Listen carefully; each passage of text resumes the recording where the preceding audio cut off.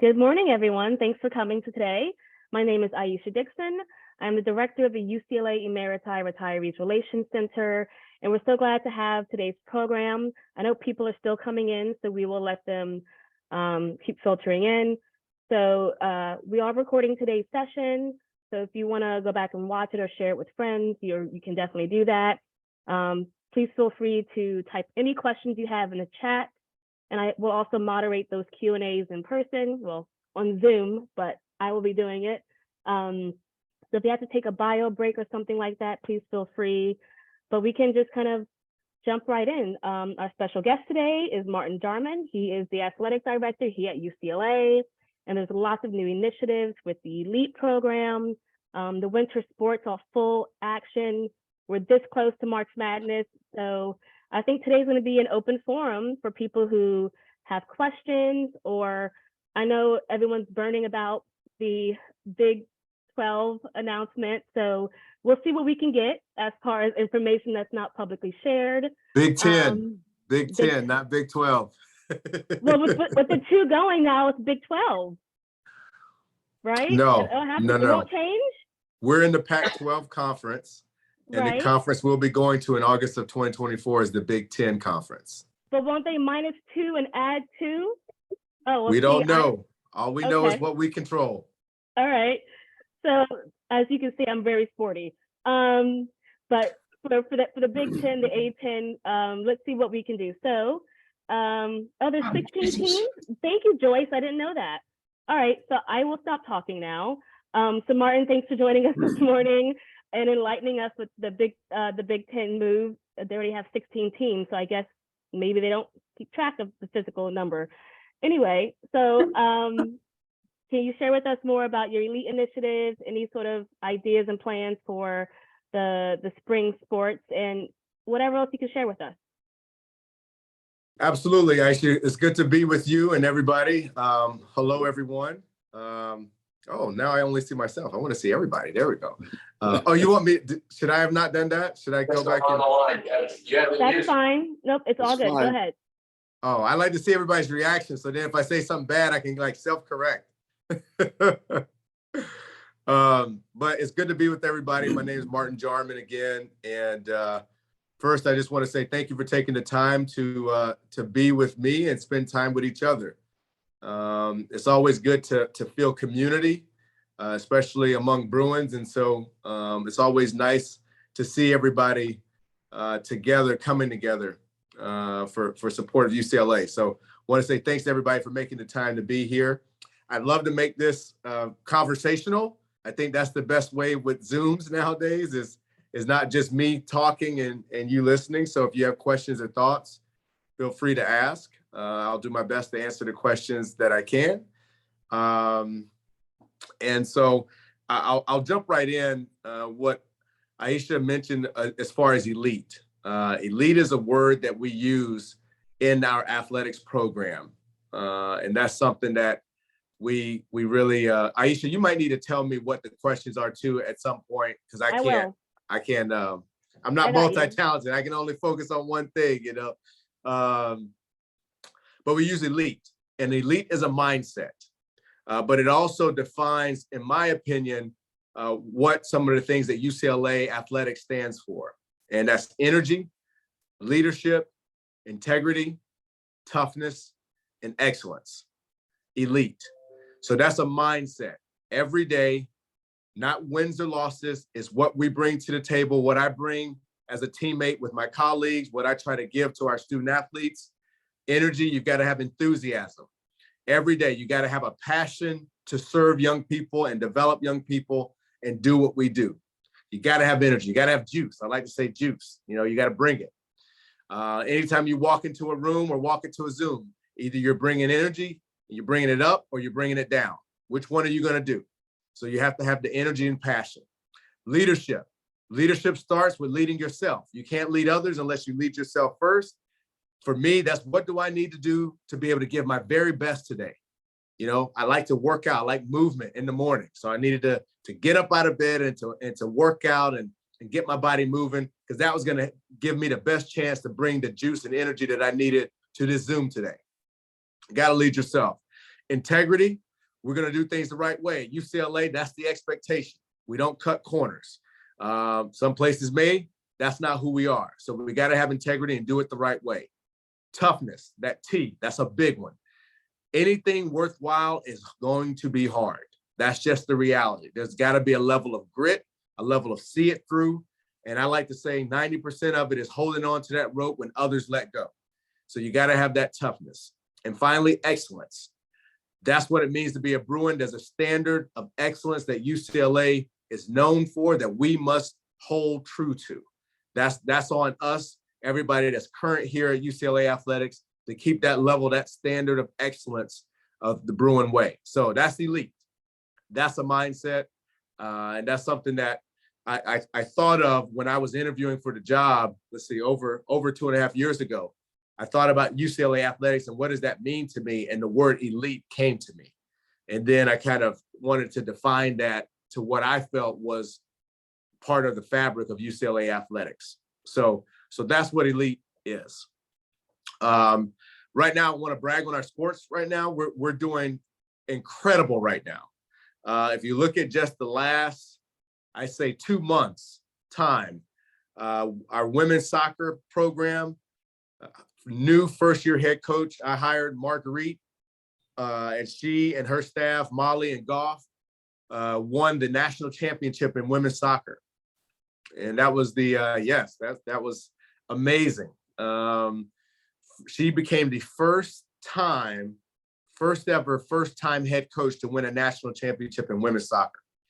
And so that really started us off. I think that was late November with bringing number 120 national championship to Westwood. We have the second most national championships in the country at 120. How about that? That's excellence at the highest level. So we always love when we can add to that trophy case down in the Morgan Center in our trophy room. So women's soccer did that, and football finished the season 9-4. 9 wins is the most that our football program has won since 2014. And Chip Kelly is our head coach, and the staff, they've done a tremendous job with the upward trajectory of the program. The last 3 years, we won more games each year. Last year, we won 8. This year, we won 9. And so we continue to build and do a great job. What I'm most proud about is the GPA was at an all-time level with our football program and scholars. We had on the team around 19 or 20 graduates, meaning they have already gotten their degree, most of them from UCLA, and we're working on a master's degree. And that's very rare in college football. So that just shows you the level of academic excellence that is on our football program. We won some big games this year, and we finished in the top 25. So that's the first time in a few years that our football program finished in the top 25. Both of our women's basketball, and men's basketball have had an excellent year so far. Just last week, both were in the top 10. We were the only school in the country last week to have football be top 25, and then both basketball programs be top 10. So that's a level of success that we've enjoyed. Now, basketball still has a few weeks left with March Madness coming, as Aisha mentioned. The men's team is in first place right now, doing well. Women's team is probably, I want to say maybe third or fourth, but both are highly ranked, both are competitive, and both have a shot to make a run in March. And that's what we want to do here at UCLA. You know, the regular season is important, but we love postseason success and raising banners and winning championships. So those are doing well. Women's water polo is number 2 in the country. Just had a tough one this past weekend, but they're doing well. Men's volleyball is a top 5 program. We have about 8 teams that are ranked in the top 25, which is really good. So we've had, knock on wood, we've had a good run here in the last couple of weeks with our sport programs. So I'm gonna pause right here. I don't know if any questions have come in, Aisha, that I'll address. Yeah, we have a couple questions. Since you're on the Big Ten topic right now, will the Big Ten? No, we're in the Pac-12 right now. I gotta get you right, girl. No, I'm saying Pac-12, but the Big Ten. The question's about Big Ten. Oh, okay. Pac-12, Big Ten. I will write this down. Will the move to the Big Ten be good for women's sports? Absolutely. The question, will it be good for women's sports? Absolutely. It will be good for all of our sport programs. And I'm going to name a couple of reasons. One, college athletics is in extreme change right now. It is a very chaotic time.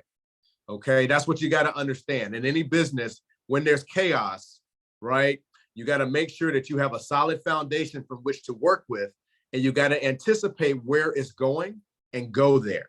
Right. So there's a lot of consolidation in college athletics, some new things that are happening. The transfer portal was new over a year ago, which means in the past, if a young man or young woman wanted to transfer schools, they could transfer, but they would have to sit a year out. It was called a year of residency.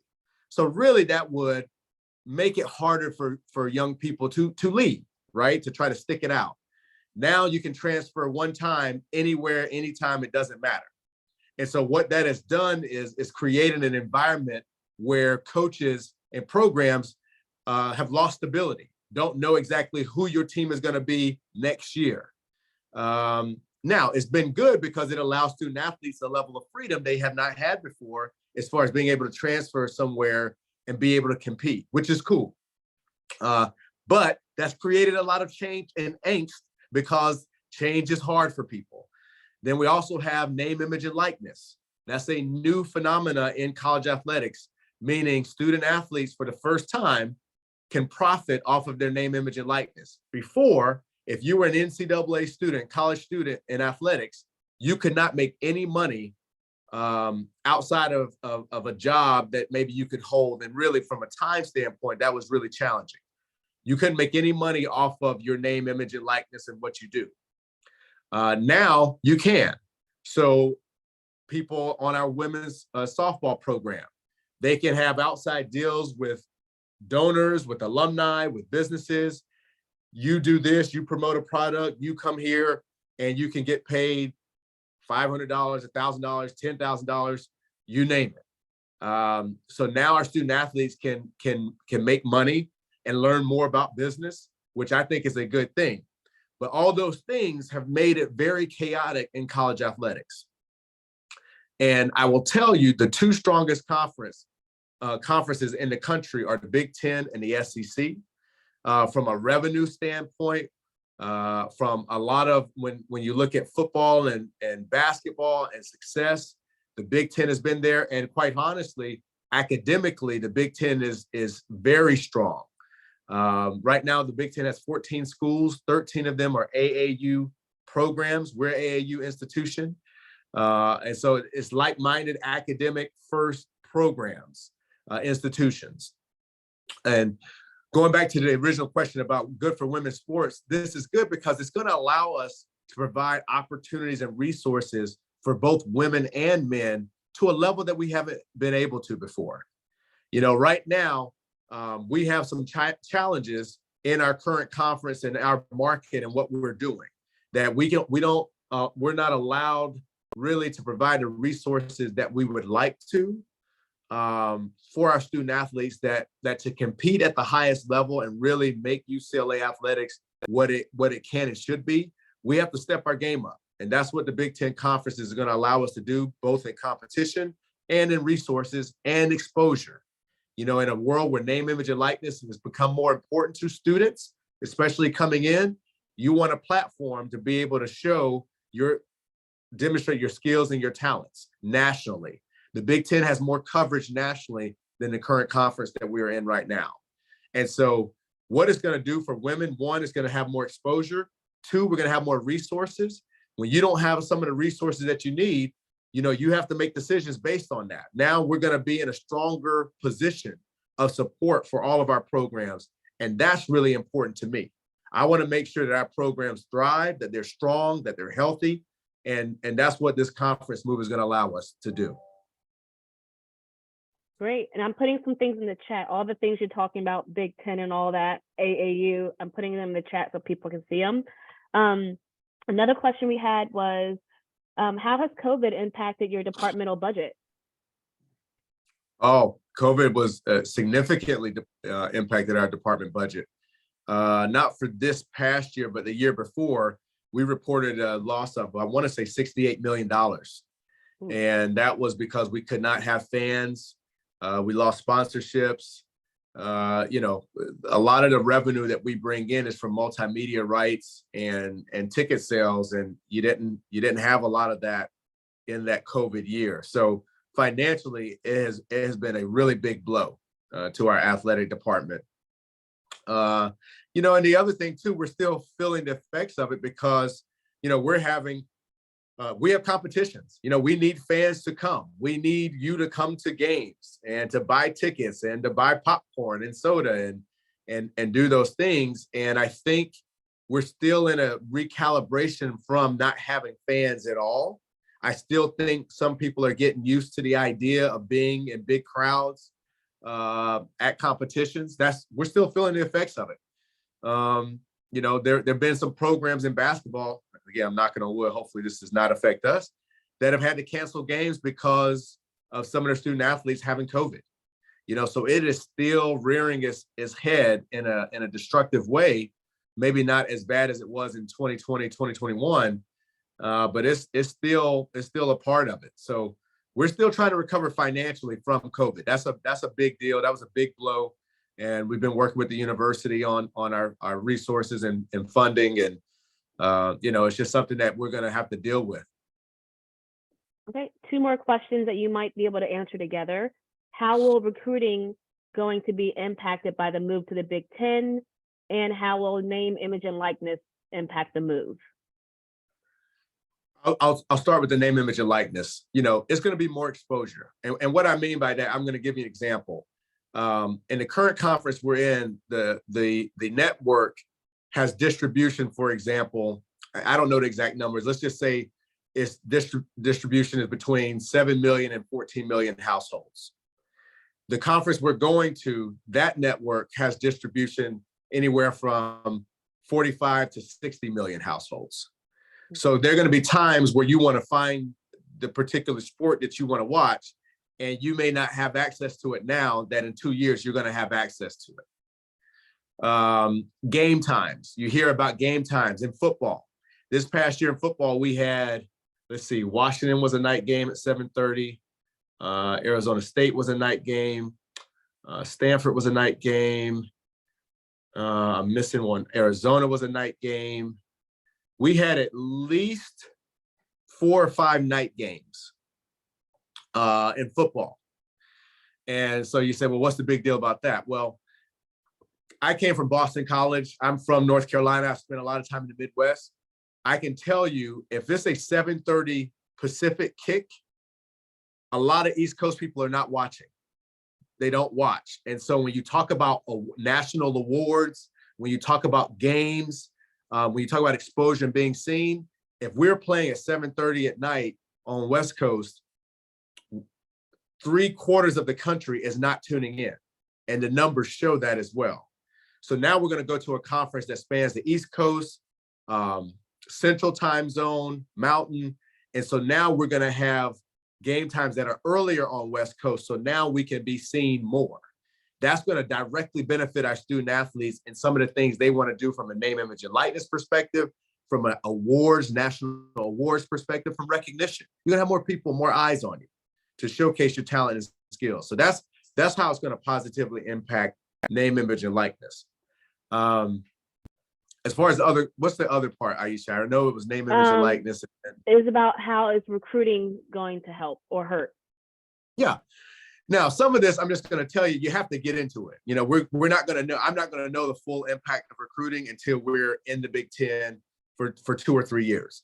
What I can tell you is many of our sports have seen an uptick in recruiting from going to the Big Ten. You know, I know that our men's soccer program has a top 2, top 3 recruiting class, and these are young men that are coming that a majority of their career is going to be in the Big Ten. I know football, we've had, if you look at the last, there was a run in December where we had about 3 or 4 commitments. And if you look at the interviews that they did, one of the top 2 reasons they mentioned of wanting to come to UCLA outside of the academic education is being able to compete in the Big Ten, is being able to be on a national landscape and have that higher level of competition. Elite athletes want to compete against elite athletes. That's the bottom line. You don't run away from competition. You go towards competition. So a lot of our programs, just looking at our recruiting rankings, have had a jolt from going to the Big Ten, and that's been a part of it. Now, that said, who knows whether that's going to be in 3 years, 4 years, 5 years. But so far, what we've seen, people are excited about that. So just to pivot a little bit before we come back to the other questions on the Big Ten, one person was a retired faculty, and they were very impressed with the tutoring program accessible to student athletes. Is this program still a priority?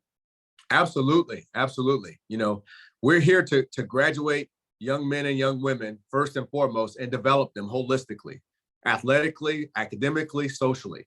And our tutoring program is huge because that allows a lot of our young men and women to be able to do and put into as much hours and time and work and effort into their craft, their sport, but also make sure that they stay on top of things academically. And we take a lot of pride in our tutoring program. We employ a lot of tutors. We spend a lot of money and resources into our tutoring program. Some of our sports even travel tutors with them on the road to make sure that they stay on top of their academic pursuits. So that is something that we still have. Yes, it's strong. And we're going to continually invest in that, especially when we move conferences. So that kind of segues perfectly into the next question. With these student athletes and the Big Ten move, how is the travel time going to affect their loss of class time? So I guess with the student mentors and tutoring. Yeah, I mean, we're going to make accommodations. You know, it is going to be more travel time, but we're working with the Big Ten on different scheduling things. A lot of this won't be decided until we get into it. So I don't want to avoid the question, but, you know, some of this will be, we're going to have mitigating things. We're going to try to travel when it's needed or when it's asked for, academic tutors and people to be able to go with some of our teams when they travel, again, to help them stay connected class time. And then also too, one of the things that you also have to remember with the pandemic that we've learned is you can learn remote. You can have a hybrid way of learning and environment, you know, like we're talking right now on Zoom.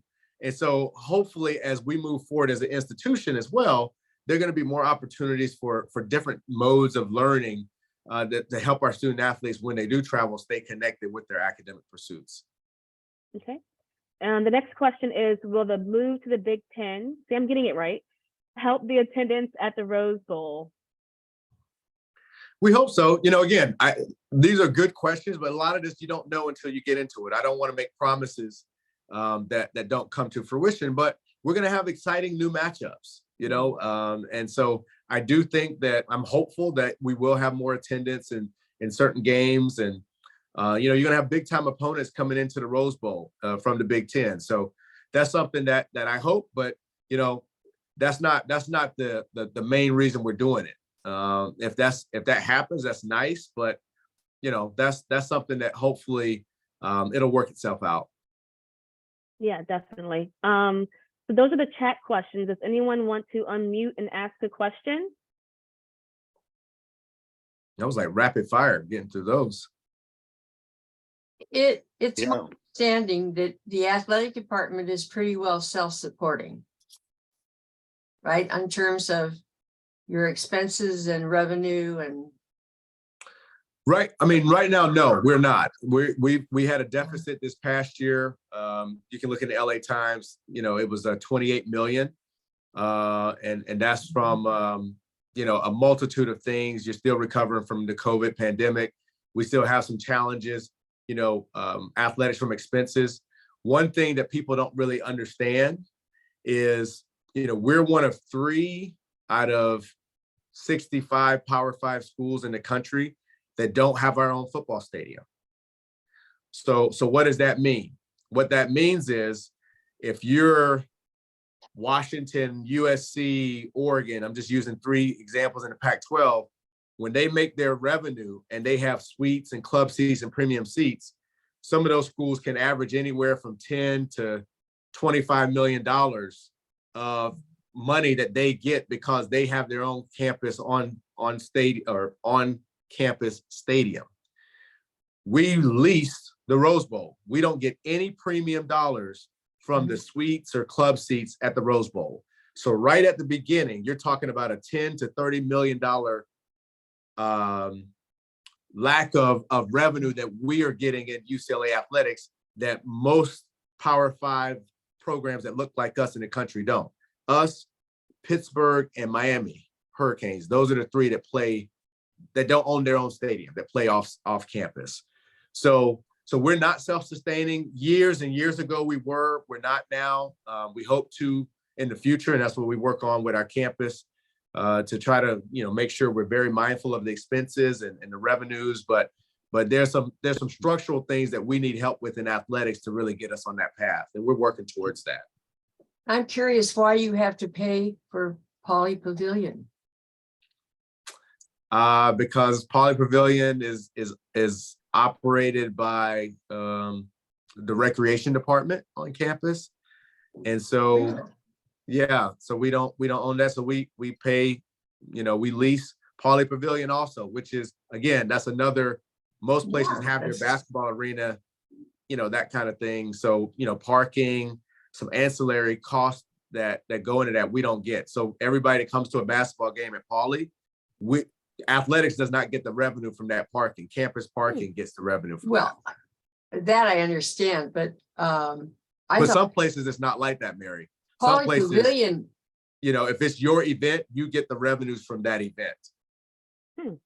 Yeah, but Poly Pavilion was built for our basketball program under Coach Wooden, and with donated money and all of that. So I was shocked to learn fairly recently that you had to pay to play there. I'm just happy to be here, Mary. I don't want to say perks of a public a long school. time before I've gotten here, so we just do what we can. Do you think we can maintain some of our traditional rivalries as non-conference games with Cal, say, or with Stanford? Robert, that's a great question. We'd like to. That's up to them. We would love to still play Cal. We would love to play Stanford. I don't know if Cal feels the same way. They've expressed a challenge with that. But if we don't play, it won't be because UCLA doesn't want to. We've expressed it publicly and privately that we would still like to keep that rivalry going and quite honestly still play more on the West Coast when we can, non-conference. So it's just a matter of if those other institutions would like to play us. So that kind of leads into the chat question about who makes these scheduling decisions. And I'm not quite sure this other question, but so UC Academic Senate involved with the alimony payment to Cal. And I know what they're referring to, but I'm not quite sure if this is the form for that. Let me say this. On the first part, our coaches do the scheduling for their program. They schedule their non-conference games, and then you get from the conference your conference games in that schedule. It takes two to tango. You can want to play someone, but if they don't want to play you, it's not going to happen. So, again, we still have to see where things stand with our Pac-12 brethren to see who would like to play us, wants to continue to play us or not. That's something that still is to be determined, but we'll figure that out. And as far as Academic Senate, I'm not sure that has anything to do with paying money to Cal. I think they were probably referring to the Regents, and that was in the public newspaper. Oh. So is that what you mean, Rich? I think you're referring to the Regents and not the Academic Senate. I see Rich's shelf or whatever, but so like I said, I'm not quite sure whatever's public knowledge about this alimony to Cal that the Regents publicized. That I don't know if it's called alimony. I think there right. was discussion about a resource transfer to Cal based on a number of factors that I'm not privy to. Mm-hmm. I don't know. We don't know that yet. That's above our pay grade, Rich. So I think the last thing was whatever they mentioned into the news that I saw in the Times. But that, like I said, that's above my pay grade. All right. Any other questions about the move or in general with sports? Feel free to unmute yourself. Just one comment about Pauley. I think when it was created, right from the beginning with wooden support, it was to be a campus facility with all the sports that it has, with other events and so on. And Pauley felt strongly about that, supported by Wooden. That's my memory anyway. Well, you're probably right. I mean, it holds a lot of events. An admirable thing, even certain almost intramural level sports, and Wooden felt strongly about it being a campus facility, not sort of isolated. And of course, it's had. If you even look at the outside of the building, it says general education building. It doesn't say basketball stadium. And it's used for a lot of other things. Oh, yeah. And so forth. So, yeah. No, and it's great. I mean, I think it's great to get as much use as it is, and it's for the students and the general population. So I think that's great. I think the one thing that I think people don't really pay attention to is when Mary, your original question was about self-sufficiency, and is the athletic department self-sufficient? We are not, but part of the reason we are not is we have a different set of circumstances that others that look like us don't have. That was what I was really trying to get at. That's just a different reality for us. I just think that perhaps it would be a good PR move to educate the public about the budget and how it works, because I'm sure, there was an article or a letter to the LA Times editor about using state money for the athletic department. And I'm sure that that's not true. It's probably, other money that at the discretion of the chancellor or whatever, but it's not state appropriated money. Yeah, no, you bring up a good point. We're always talking about how do we best communicate, what the realities are of college athletics. The hard part, Mary, is, you don't want to come out and say that woe is me. This is my situation, because we're in a competitive environment. You always got to keep in mind we're trying to present everything that I do outwardly is trying to present a position of strength, a position of attractiveness for whether it's talent of students, whether it's talent of staff to come to UCLA.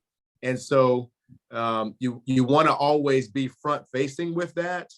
And the other piece of that is sometimes there's not as much sympathy, for lack of a better word, when you are bringing in, 100 million plus in revenue. As far as what you don't have. So it's kind of a challenging kind of thing to do, I just use that to just show the differences with UCLA athletics that is different than other places, something that I didn't even know before I got here. It's interesting that years ago I did a survey of our athletic facilities for general students, not athletes particularly. And the conference that has by far the best on-campus facilities is the Ivy League, but what they do is your tuition includes a payment that supports all the on-campus facilities, and they compete basically in every sport. And so it's a different kind of structure, but it always surprises people that the Ivy League's the one that probably is in total across all sports the best on-campus facilities. But that goes back to the sort of sound mind, sound body combination that was really at kind of the foundation of the Ivy League early on. Yeah, and just kind of a nuanced comparison. I mentioned in the chat, lots of campus departments have fees for renting them and using them. For example, I'm in my office today is the faculty club, and we pay monthly fees to use the faculty club or for renting locations. It's something that, you know, could be whatever reasons for being a public institution. There's different factors when you have to rent locations for events. Okay, any other questions we have? Yeah, Martin, different schools support different sports. We don't have like a men's gymnastics team. We used to. Back east, some of those schools do. Do you foresee any changes in the sports that UCLA is going to be participating in the future with the change to the Big Ten? I don't at this time. I think we sponsor 25 sports. I think that's a good number for us right now.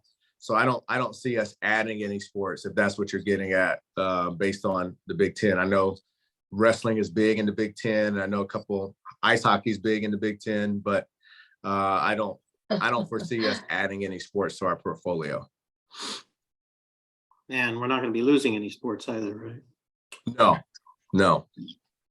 I don't foresee that. Never say never, but right now where we're at, no, I don't see that for UCLA. We also recently made a change to Nike Jumpman as the sponsor for all our athletic wear, and I guess they participate a little bit monetarily. Do you see that continuing in the future? Yes, absolutely. We've been pleased with our relationship with Nike and Jordan Brand. I believe that contract goes out to 2028 with an option to renew before that. So we're growing in that partnership, and it's been very good for us so far. Yep. I think I got time for like one more question. Any other final questions? Does it influence athletes what they can label they can have on the uniforms? Absolutely. I mean, absolutely. I could give you countless examples, but just being Jordan Brand, for example, in women's basketball, men's basketball, and football, you know, student athletes love Jordans. Like they love that brand. That's cool. That's hip. And so, you know, is that something that's going to make you come to UCLA? No. But does it help make UCLA more attractive? Absolutely. I mean, that's part of the reason why we wanted to be with Nike and Jordan Brand, because it's the best. And you know, that's important. It is very important to 15, 16, 17, 18, 19-year-old young men and young women. Trust me, it is. I mean, I want to look cool too. So who doesn't want that? We all do. Okay. Well, thank you so much, Martin. We love having you speak to our retirees. I know many of us here are season pass holders, so we look forward to all the games, all the meets. And this has been a pleasure to have you spend time with us. So thank you everyone for coming. I'll let you get some of your Monday back. Have a good week. Come to the games. Make sure you come to the games. Come And support say our hi. Bruins. Thanks for I a see you at good the game. presentation. All right. Bye, Thank you. everyone. Nice meeting you, Bruins. Martin. Bye-bye. Nice to meet you.